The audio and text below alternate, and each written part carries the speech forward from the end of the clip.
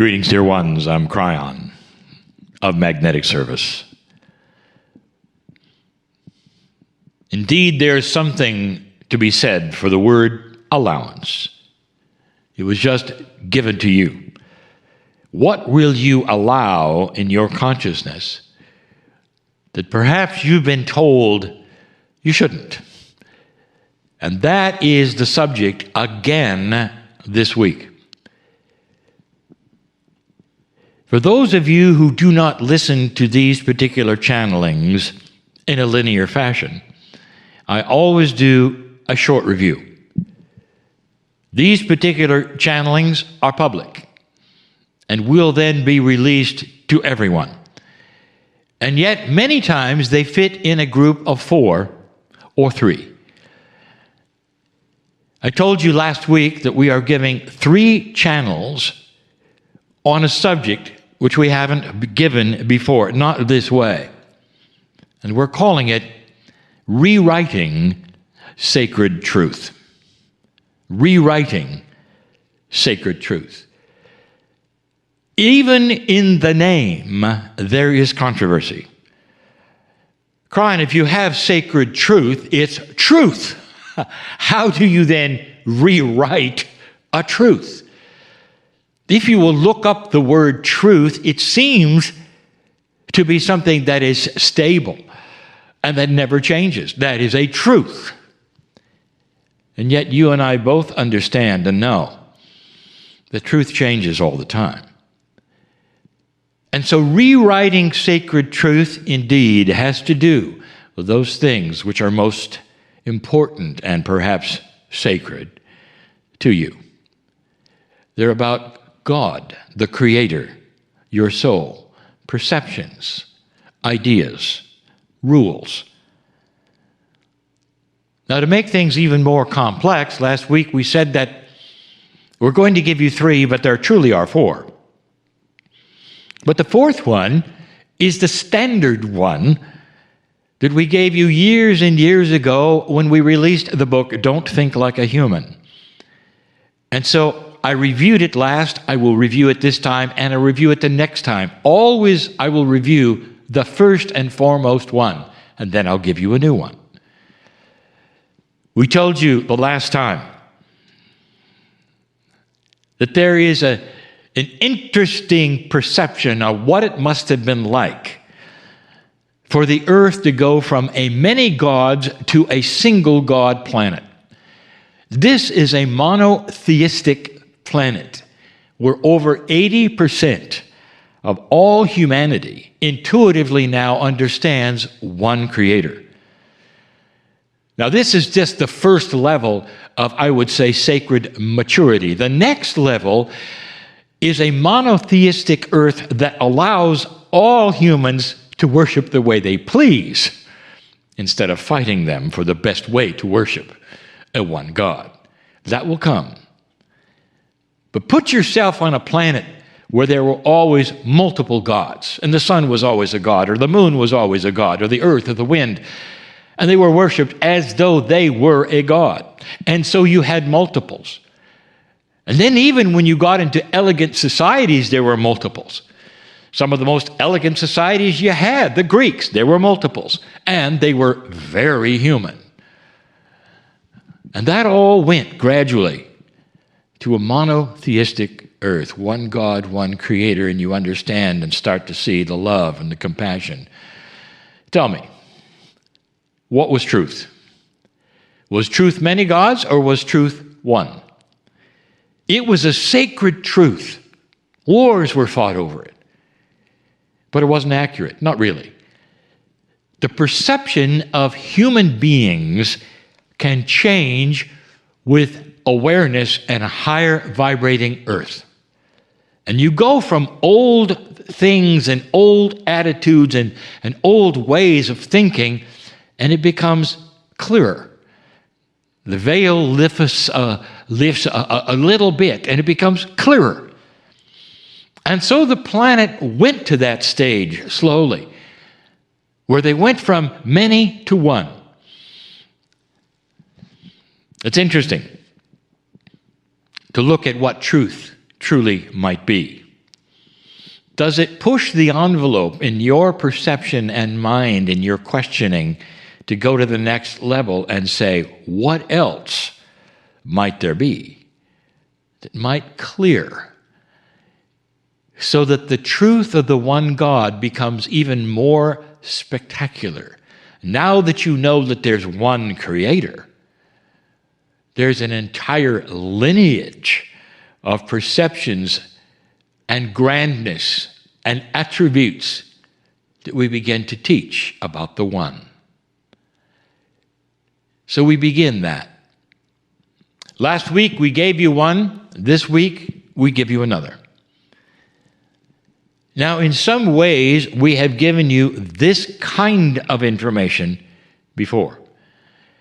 But now we put it into a package and say, it's time to rewrite what you thought.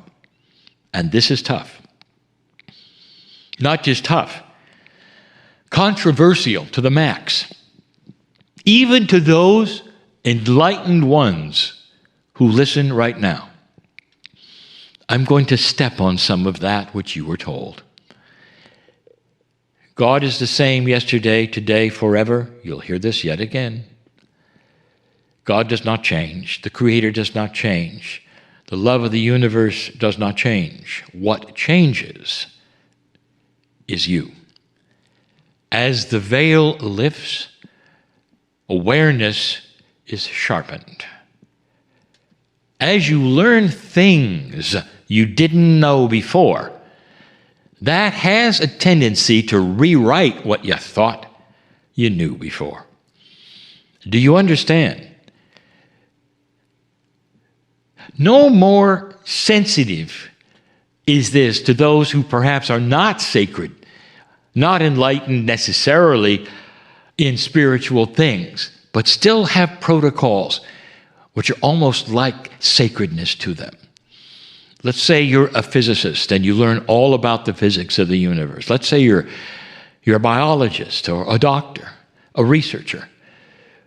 And what you see in front of you is what you've learned, and you've gone through schools to get there. You think you know what the chemistry is, you think you know how the body operates, and you've done it long enough so that every time you approach it, you get what you expect. And then suddenly, something comes along and requires that you rethink it all. Now, this has happened in science over and over. It's happening today in science. It's happening in physics. 150 years ago. Oh, you would say, well, that's a long time ago. Actually, that's the average lifespan of two human beings put together, 150 years. That's only 2 human lives. Average lifespan. 150 years ago, it was revealed finally through a series of perhaps 4 or 5 human beings about bacteria and germs. The germ theory set everyone on their ear. Imagine, let me use the words that they used, little creepy crawlers that you can't see were actually there and creating infections and disease if you didn't do certain things. You might say it started with Louis Pasteur and then went from there to be validated and experimented more. But germ theory, this did not sit well when it was first presented to anyone. It was laughable. Little creepy crawlers, little bacteria are going to be there. That's the problem.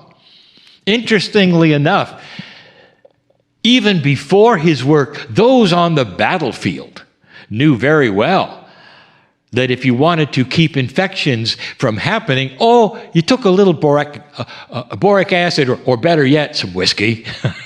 Just pour it in the wound, and that'll work. And it did. A little painful, but it did. It kept away what they now were finding were the little creepy crawlers.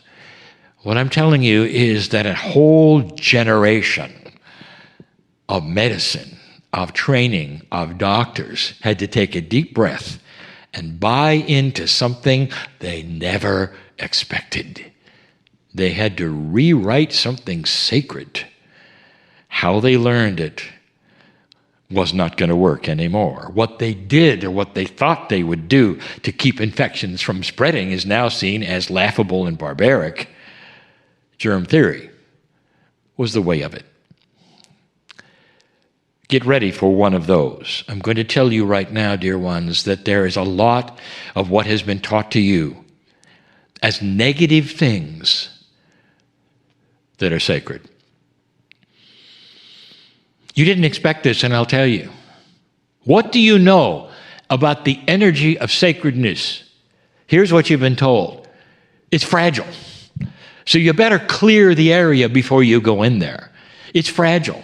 So if you're a practitioner, you got to make sure that you do the clearing here and there. And be careful, because you might have a patient, and that patient, if they have some kind of a dysfunction, and you're going to work on them, and especially if it's mental or something, you're going to catch it, because there may be some evil in them that's going to go right to you. So be careful. In fact, even before they get there, you might clear here, you might clear there, you might do some things. You grew up with this. Then there are the others who say, well, you got to step carefully. Like being sacred is some kind of a field with landmines on it. Be careful you don't step over there, because there's a rule against doing this. Make sure that this is done before you do this, because, if you don't, you know what's going to happen. Do you really think that the creative energy on this planet is fragile? I want to tell you something. None of those things in this new energy are true. None of them. I will give you a visualization. I will give you something I want you to always remember. And here is the truth. In this new energy, light is winning. And that light starts with the light worker, and the light worker is listening to this program right now. Listen to me. Imagine that Merkaba or yours is a sacred bubble. See this bubble around you. Any bubble you want to. See it around you and paint it gold. If you have a black and white piece of paper, draw you as a stick figure. Draw a circle around it and make it yellow. It doesn't get any more clear than that. You have this around you. It is your sacred soul consciousness. And wherever you walk, you push darkness away. Kryon, wait a minute. Are you telling us there's no evil in the planet? Here's what I'm going to tell you. Get ready for controversy. There's no evil entities beyond the veil with red tails and horns who are out to get your soul. There is evil on this planet, and it is created through the consciousness of human beings who are taking it there on purpose collectively and creating the darkness. Yes, there's evil. It doesn't come from beyond the veil. It comes from here. But what you have comes from beyond the veil.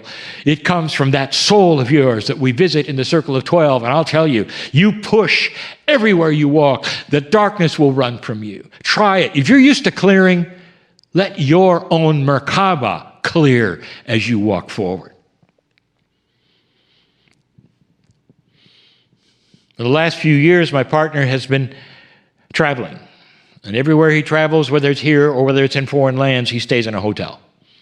He stayed in hotels which were older than your country, than the country here, the country of America. And he asks himself, what has happened in this room before he opens the door? And the answer is almost everything. He used to clear the rooms. He used to have others clear before he would go in, because these are the places he sleeps in before he goes and channels. And I told him to stop it. It rewrote his sacredness, and he gasped when he said, stop it? And I said, when you walk into the room, it will clear itself, because you will push light into it.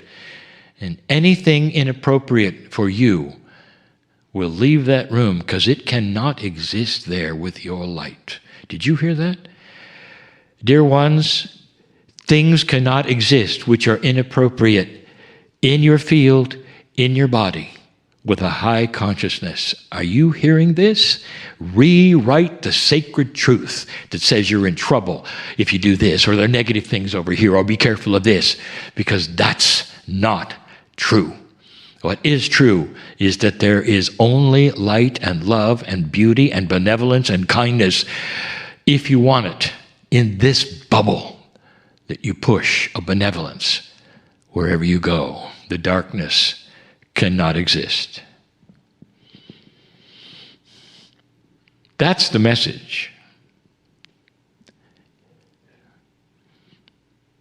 And so it is.